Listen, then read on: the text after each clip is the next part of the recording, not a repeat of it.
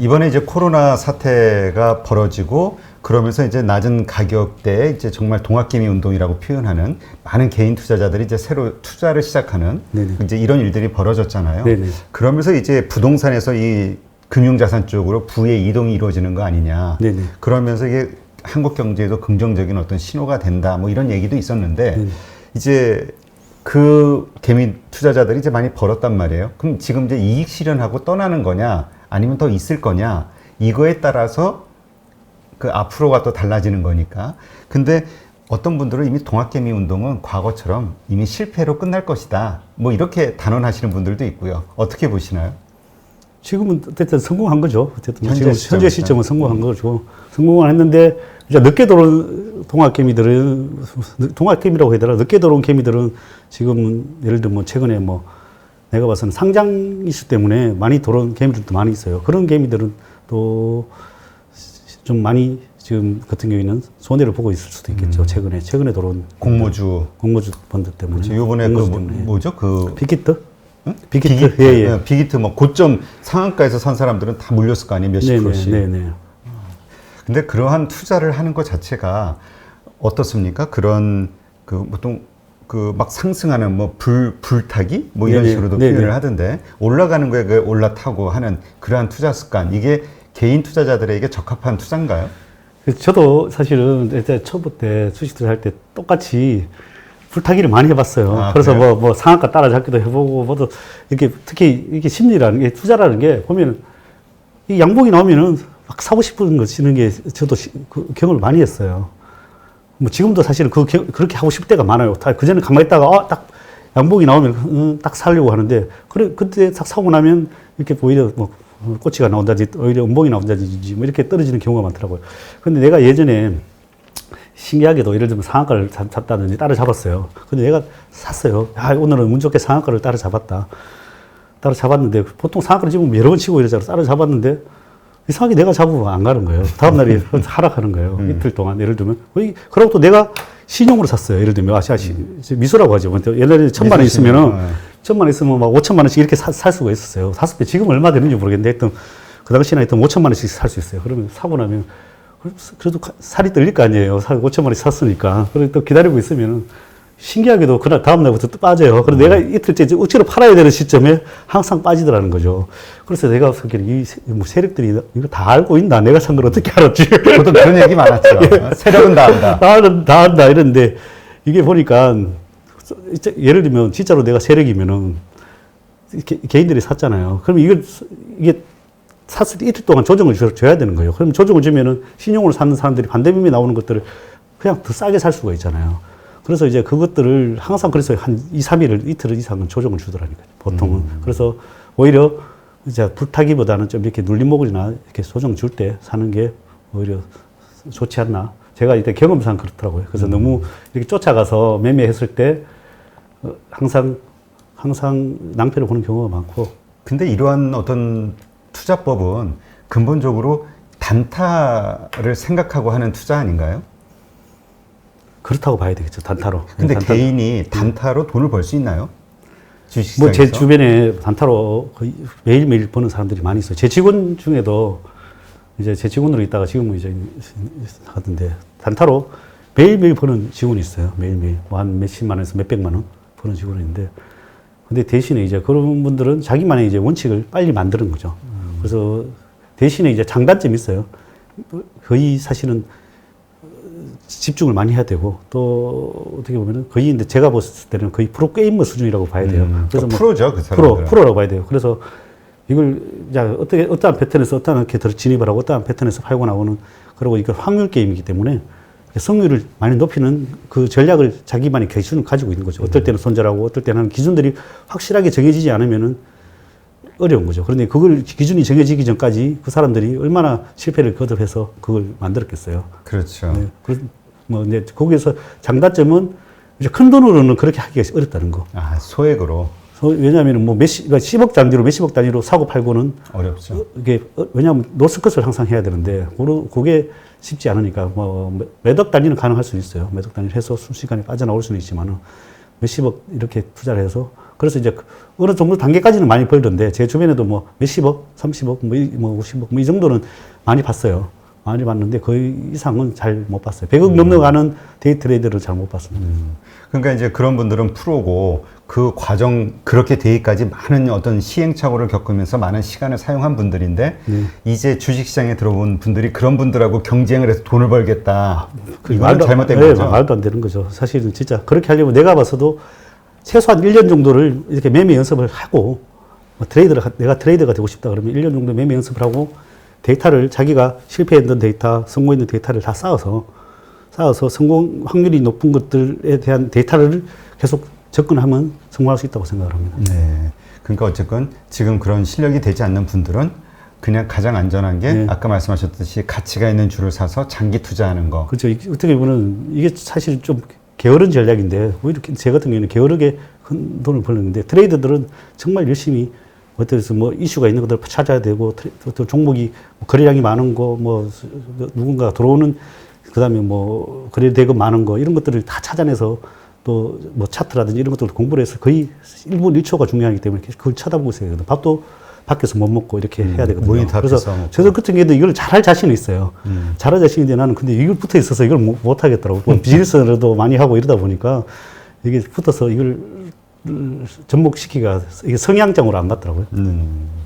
그렇군요. 그러니까 하여튼 우리가 지금 어려운 상황에 빠지는 그 개인 투자자들 많이 있는데 그분들이 주식시장을 탓하기보다는 자기가 어떤 매매를 했는지 그게 정말 그 프로가 아닌 개인 투자자가 그 개인 투자에게 적합한 어떤 투자 행위였는지를 한번 점검해 볼 필요가 있겠네요. 맞습니다. 자기한테 맞는 투자 원칙을 빨리 만들어야 된다고 생각합니다. 근데 지금 시장에서는 개인들이 이제 주식을 팔고 지금 시장을 떠나고 있다 이런 얘기가 많이 나오고 있거든요. 네네. 이게 어떤 일시적인 현상이라고 보세요? 아니면 동학개미라는 어떤 그 많이 들어왔던 그 투자자들이 다시 쑥 빠져나가는 하나의 그 시작점이라고 보세요? 저는 뭐 일시적인 현상이라고 보고 있는 거죠. 지금 어차피 아까 불확실성이 많이 존재하니까 뭐 아까 3억 양도소득세라든지 또 뭐 미 대선이라든지 뭐 이런 것들에 대한 그리고 또 최근에 사실 많이 올랐잖아요. 거기에 대한 또 사실 물량 부담이 있는 거죠. 수익이 많이 났으니까 또 맞는 난 사람들은 일부 엑시트를 하는 거고 그리고 제 같은 경우도 뭐 일부 엑시트를 하는 종목들이 있으니까 예를 들면 그런 종목들 같은 경우에는 어쨌든 또 빠질 거 아니에요. 예를 들면 이제 그런 것들이 이래서 모르는 개인 투자가들이 샀다면은 조금씩 또 그런 사람들이 대부분 다가 또 샀다가 손절하는 경우들이 많아요. 그렇다 보니 고점에서 양봉에서 아까 얘기했다시피 미수로 샀다든지 뭐 신용으로 샀다든지 뭐 그걸 뭐 지금도 보니까 신용잔고가 뭐 17조라고 얘기하던데. 그러니까. 그런 자금들은 떨어지면은 이제 아무래도 이런데 반대매매라든지 이걸 못 이겨내는 거죠. 그걸 팔게 되면서 주가를 하락을 붙이는 거죠. 그런 것들이 또 어느 정도 소화가 되고 나면 다시 또 올라가고 그런 과정이 항상 있어 왔던 것 같아요. 그러니까 지금 개인 투자자들이 빚을 내서 투자하는 거는 확신이 있는 거잖아요. 레버리지로 네네. 내가 10% 벌 거 이렇게 하면 20% 벌 수 있고 30% 벌 수 있고 하니까. 네. 근데 그러한 생각에는 이제 자신감이 바탕이 되는 건데 그 해보면 대부분 그게 잘 안 되지 않나요? 그렇죠. 제 같은 경우도 이렇게 경험을 해보니까 그래서 보면 최근에는 그래도 이렇게 장이 좋으니까 잘 맞았겠죠. 맞으면은 신용으로서 돈을 많이 버는 사람들이 많아요. 최근에도 뭐 저를 한번 찾아오신 분이 나이가 뭐 20대 후반, 30대 초반 요 정도 됐는데 한 뭐 4억을 벌었더라고. 하여튼 뭐 3, 4억을 벌었던데 찾아왔던데 근데 신용이 또 한 2, 3억을 썼더라고. 그래서 3억인가? 그래서 썼길래 지금부터 신용을 좀 줄여라. 한 달 전인가 보다 찾아왔던데 그래서 신용을 좀 줄여라. 지금 나이가 젊어서 그래도 상관없는데 나이가 젊으니까 자기가 월급 버는 한도 내에서만 그 신용을 써라. 그 이상은 내가 봐서는 한 최소 반 이상, 3분의 2는 신용을 줄이는 게 좋겠다.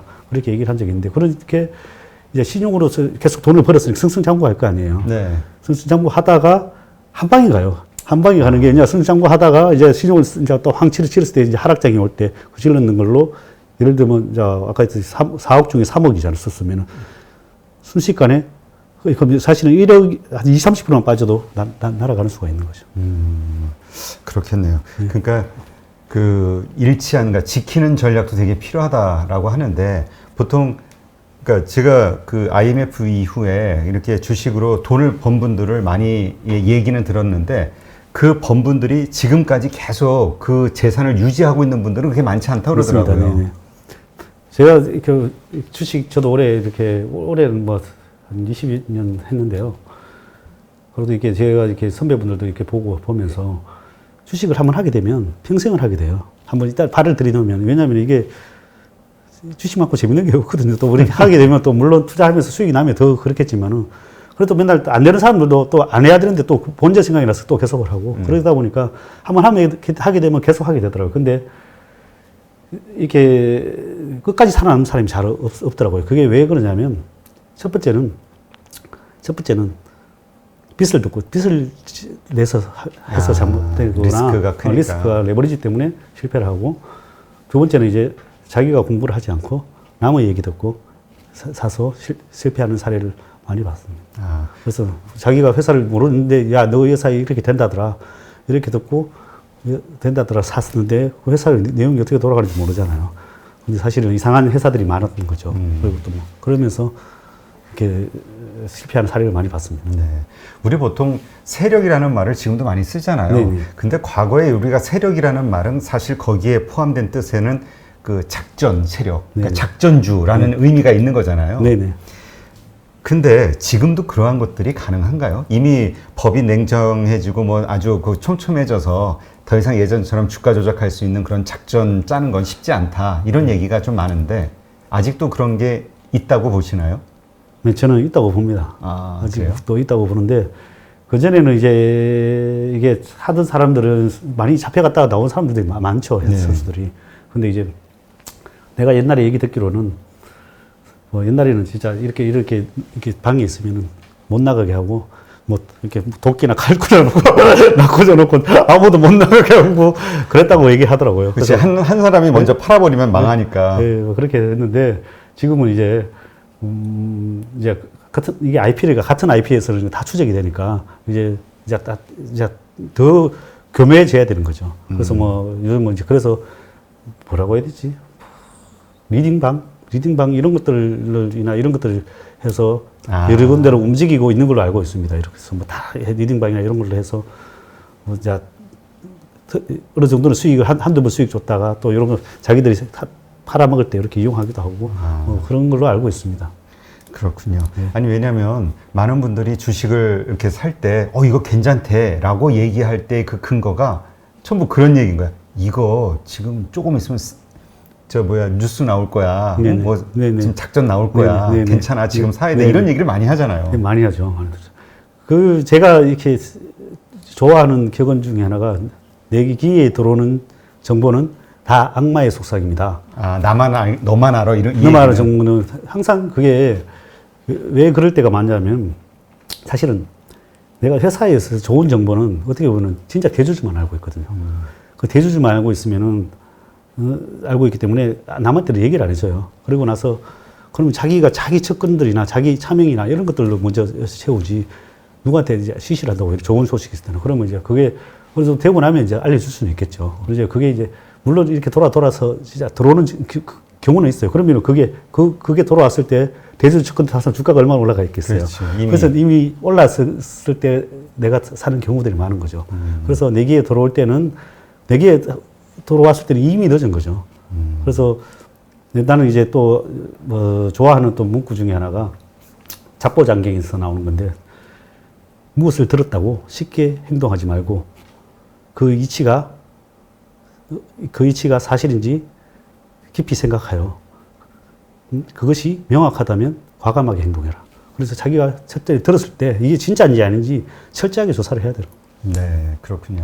지금 아까도 잠깐 말씀하셨지만 지금 이 시장을 떠나는 그러한 것이 뭐 일부일 수 있는데 그 이유 중에는 이제 뭐 3억 그 대주주 양도세 그 요건하고 그다음에 이제 미국 대선 문제 네네. 이것 때문에 이제 시장이 되게 혼란스러울 거기 때문에 이럴 때 좀 쉬는 게 낫다 이런 얘기만 하시는 분들이 많죠. 네네. 그래서 이제 떠나는 사람들도 있을 것 같고요. 어떻습니까? 이 미국 대선이라든가 이런 것들이 불확실성이 주식시장에 앞으로도 계속 큰 영향을 미칠 거라고 보나요? 아무래도 영향력은 있다고 봐야죠. 영향은 있다고 봐야 되고, 어쨌든 뭐 트럼프가 되느냐, 바이든이 되느냐에 따라서 정책이 이제 달라지니까, 거기에 따라서 이제 정책들을 잘 봐야 되겠죠. 투자자들은 항상 우리나라 대통령이든 미국 대통령이든 거기에 대한 대통령이 정책을 잘 봐야 된다고 생각을 해요. 그 정책에 따라서 이제 지금 최근에도 보면 뭐 풍력, 환경 관련주들이 상당히 많이 올랐잖아요. 네. 올랐는데 그게 어떻게 보면 바이든이 거의 뭐 일단 당선이 유력시 되고 있으니까 벌써 시장이 움직이고 있는 거거든요. 그렇죠. 그런데 이제 실제로 이제 그렇게 나타나고 그다음에 실제로 대통령이 됐을 때 실제로 나중에 이제 그런 현상들이 또 나타나요. 실적으로 다 바탕이 되기도 하고 이제 또 그렇기 때문에 그 정책을 잘 봐야 되는 거죠. 그래서 지금 예를 들면 바이든 정책이라 트럼프 정책이 뭐 아까 뭐 10개 유지투자증권에서인가 10가지 나온 것들이 있는데 나는 이제 바이든이 지금 제일 나는 이제 개인적으로는 왜 바이든이 될 것 같아요. 왜 그러는가 하면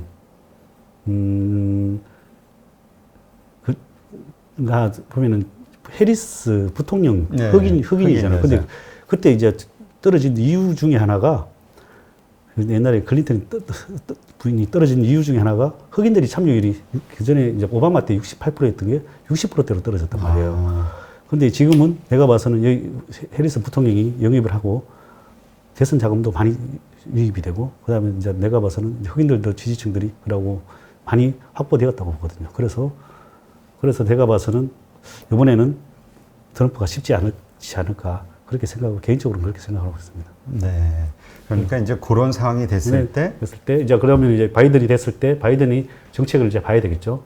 이제 환경 관리 뭐 아까 뭐 태양광 풍력 이런 것들은 좋을 수도 있겠지만 이제 우리나라한테 유리할 것이냐 뭐 그런데 내가 봐서는 트럼프보다는 훨씬 나을 것 같아요. 왜냐하면 트럼프는 너무 자국 우선주의거든. 그걸 그냥 과감하게 뭐 세게 집행을 해버리잖아요. 근데 그걸 뭐 밀당도 많이 하고. 그래서 세계 경제에는 별로 내가 봐서는 별로 도움 안, 미국 자국에서는 큰 도움이 됐지만, 물론 바이든도 자국 우선주의라고는 하지만 트럼프만큼은 아닐 것이다. 그렇게 생각을 하고 또 대신에 이제 바이든이 이제 법인세를 이제 증세를 하는 게 이제 어떻게 보면은 미국에서는 미국의 주가에는 상당히 부정적으로 볼 수 있는 거죠. 그렇죠. 이익률이 확 떨어지는 거죠. 물론 걔들이 뭐 기업도 투자도 하고 뭐 여러 가지 한다고는 공약에는 돼 있던데 어쨌든 최고 이제 악재가 21%에서 27, 8%로 이제 증세가 된다는 거죠.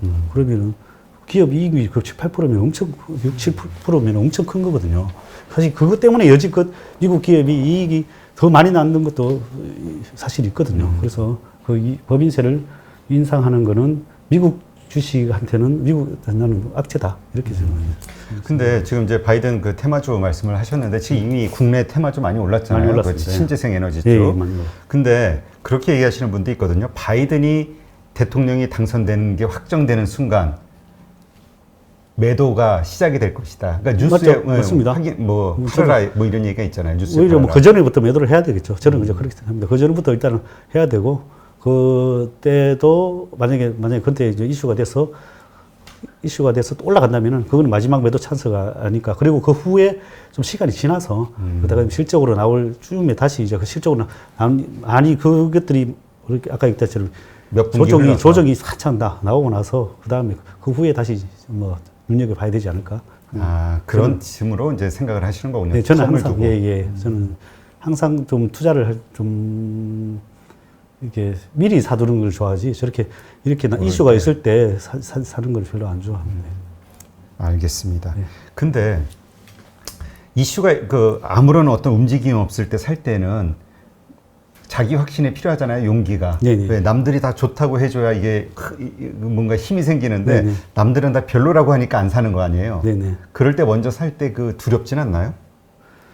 잘못 선택하진 않았을까? 내가 알지 못한 어떤 문제는 있지 않을까 회사에. 제 같은 경우는 이 종목이 이렇게 고를 때 일단 확신이 이제 있어야 살 거 아니에요. 근데 이제 저는 이제 투자를 하다 보니까 어떤 종목 선정 기준이 내 나름대로 있을 거 아니에요. 근데 이제 그게 선정 기준이 들어오면은 제 같은 경우는 가슴이 뛰어요. 바운스가 막 뛰면서 이걸 누구한테도 사실은 얘기하기 싫은 거죠. 처음에는. 근데 요즘은 이제 남한테 많이 얘기를 해줘요. 같이 하는데. 먹고 살자. 그래서 근데 요즘 하는데 어쨌든 가슴이 뛰어요. 이렇게 어떻게 연애하는 기분이에요. 그 주식을 사면서 연애하는 기분으로 그 주식을 해서 사 모아요. 그래서 뭐 어떻게 보면 주식이 떨어져 오르면 땡큐인 거예요. 뭐 계속 사모을 수가 있으니까. 아, 그래서 뭐 오히려 올라 이렇게 가기를 원치 않을 때가 많아요. 왜냐면 그 워렌 버핏도 그런 얘기 하지 않았나요? 그런가요? 그러니까 아주 좋은 기회라고 그 가격이 오르면 안 좋다고. 예, 예. 그래서 자기가 찍어둔 주식이. 맞아요. 그래서 계속 제 같은 경우에는 계속 이제 사 모으는 걸 좋아하니까 사 모아서 하여튼 많이 내가 충분히 사 모을 때까지 제발 주가 올라가지 마라 이런 생각으로 계속 사 모읍니다. 제 같은 경우는. 보통 그 매직 기간이 얼마나 걸려요? 저는 길게는 뭐 1년 반 2년 그래도 산 적, 2년 가까이 산 적도 있습니다. 길게. 그래요? 네네. 그가 진짜 그 아주 먼 그 몇 년 후를 내다보고 하는 거네요. 네네 그렇습니다. 사는 것조차도 그렇게 사는 오래 것조차도. 걸리니까. 예, 예. 주로 이제 제가 같은 경우 뭐 거래가 뭐 소외된 주식들이 많으니까 그냥 뭐 주로 장기간에 걸쳐서 삽니다. 그게 어떻게 보면 가치 투자라고 할 수도 있겠네요. 맞습니다. 예, 같이. 네, 워렌 버핏이 가치 투자. 예, 맞습니다. 예. 그러면 아까 잠깐 말씀하셨지만 그 고르는 종목을 고르는 기준이 있다 이렇게 말씀을 하셨잖아요. 네. 공개할 수 있는 것까지만 좀 해주시면 어떤 게 있나요? 일단은 부채 비율이 낮은 기업이죠. 부채 비율이 낮아야 되고 자산 가치가 일단 기본적으로 있어야 되는 거고. 낮다고 하면 보통 몇 프로 이하? 100%뭐 저놓으면 좋죠. 100%. 100% 이하? 뭐 예. 그래서 한 뭐 200%까지도 크게 상관없는데 100% 저놓으면은 일단은 안전하게 접근할 수 있습니다. 네. 그리고요? 그리고 뭐 예전에는 이제 몇 가지 기준이 이제 PBR이 0.5 이하, PBR이 0.5 이하, 그러면 이제 자산 가치가 뭐 실제보다 2배가 더 되는 거죠. 원래 자본금보다 2배가 더 되는 기업이고, 그 다음에 이익이 퍼가 5 이하인 종목, 그 다음에 배당이 5% 이하, 이런 것들을 좋아했었어요. 네. 그런 것도 사면 항상 수익이 따블이 쉽게 났었어요. 근데 요즘은 이제 그런 것들이 뭐 은행 증권 이런 것들이 엄청 많아요. 그리고 건설, 은행 증권, 건설 이런 것들이 다 이렇게 돼 있어요. 근데 지금 그런 것들이 올라가지는 않고 있어요. 그래서 이제 그렇기 때문에 그런 것보다는 이제 제 같은 경우는 이제 뭐 턴어라운드 되는 기업들을 좀 더 턴어라운드나 회사가 변화될 수 있는 기업, 이제 그런 것들을 나름대로 조사를 해서 찾아내서 투자를 하고 있습니다. 네.